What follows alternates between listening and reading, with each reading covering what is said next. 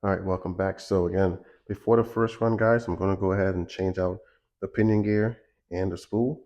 I do see some Loctite on the pinion gear, so I'm trying to get the motor out, put some heat on it, and then get the pinion gear out. Hopefully none of this stuff strips or give me any hard time getting out. So let's go ahead and get to the video. I'm going to show you how I do it.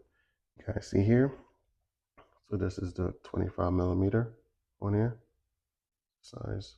So again, I just took off the one screw here in the front. I put it back. You flip the rod up, and then the two screws on the top for the motor.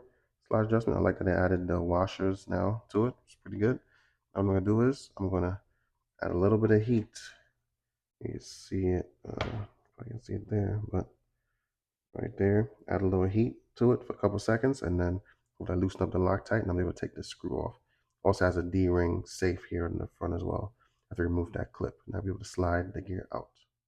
So now that I have the gear out, I'm gonna go, since I'm right here, take these 4 screws out, and then this cap will come off, and I'll slide the new upgraded spool in there and put a new gear in there, and we should be ready to go 120 miles an hour via just the gearing. We have to also trim the front canards and the rear wing, trim that down, and we pretty much should be ready to rock and roll. Let's go ahead and change out this center diff.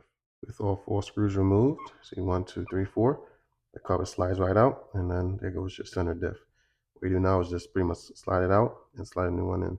It's got to be a little tricky. You got to make sure you get the front dog bones inside as well. Also, one quick note. So I took the gear out with the spool, and the new gear does not come with a grub screw. All right, see that? So I'll probably be using the one that came with it. Okay, you guys see that? There's no grub screw in there. So I'm going to reuse the one that comes in this. All right, so I'll show you how to just, so it could be a little tricky, but you just pretty much lift up on both sides like this. Slide right out, just like I like to hold the center of dog bones, or at least try to keep it in place. So got this out. The new one slides right in, same way, just like that, just like that. All right, I had a little bit of a struggle, but now I got it in. So see, it's in. All right, so now you can put the cover back on. Same way, just slide it in. Same way you took it out, just put it back in. Just gotta get around the wires just like that, and just slide it on down. Boom, just like that. Then bolt it in.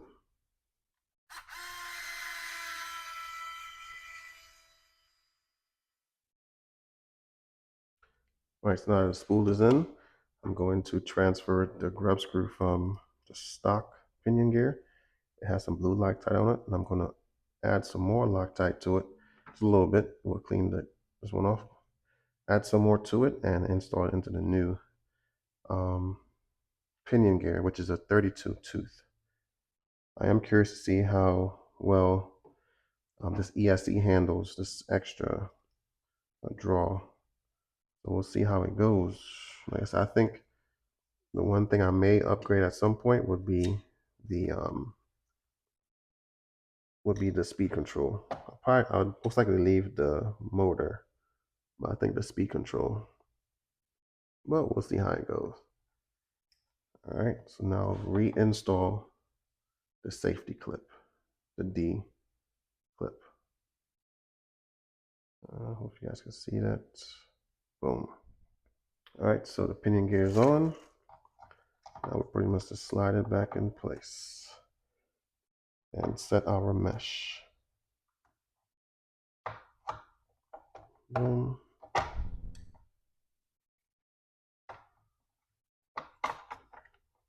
There we go.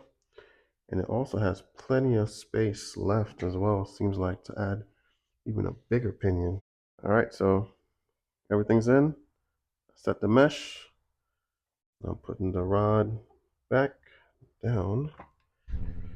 And then we're pretty much good to go.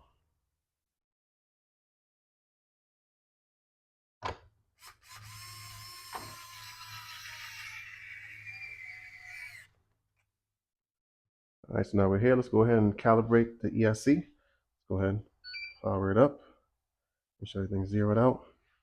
I'm gonna hold the little set button here in the front. Next to the power button, hold it down, and then put the power button, keep holding the set button. All right, leave it in neutral. Full brake. Release. And you're good to go. Now it's pretty much calibrated. So just 6S batteries in it right now, just for testing. All right, so let's go ahead, power it off, and let's take a look at the values on the ESC settings factory out of the box. I do need to turn the brake pop strength up for the speed pass with this bigger gear. Just go ahead and get it set up to check out the settings. What you'll do is you will, for me anyways, I'm going to pop out the left motor wire, which is on C, and then pull out this little wire here, the fan wire, and that's where you'll have access to plug in your power box. You want to have the black, the way I have it orientated right now, the black wire face on the right side. Okay, and then you would slide it in where the fan connection will go. All right, so now what you do is you leave the remote off, power on the vehicle, and this is what you will see. I just press the button, get it connected.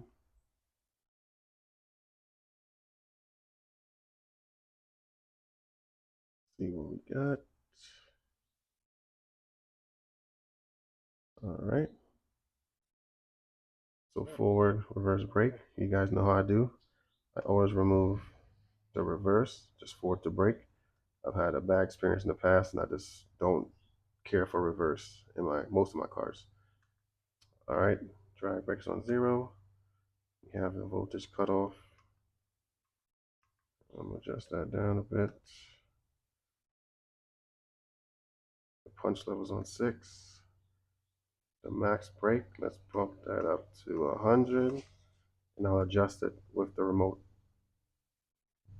Okay, max reverse, neutral range, timing, 0 timing. I'm gonna leave it there for now. Motor rotation, AC volts. I think I'll leave that there for now also. All right, and that's pretty much it, guys. Remove the reverse, and I bumped up the brake strength on it. That's basically how you would do that. Okay. So next up, I'm gonna have to trim the canards. I just use a marker, a little silver Sharpie, kind of like outline where I need to cut.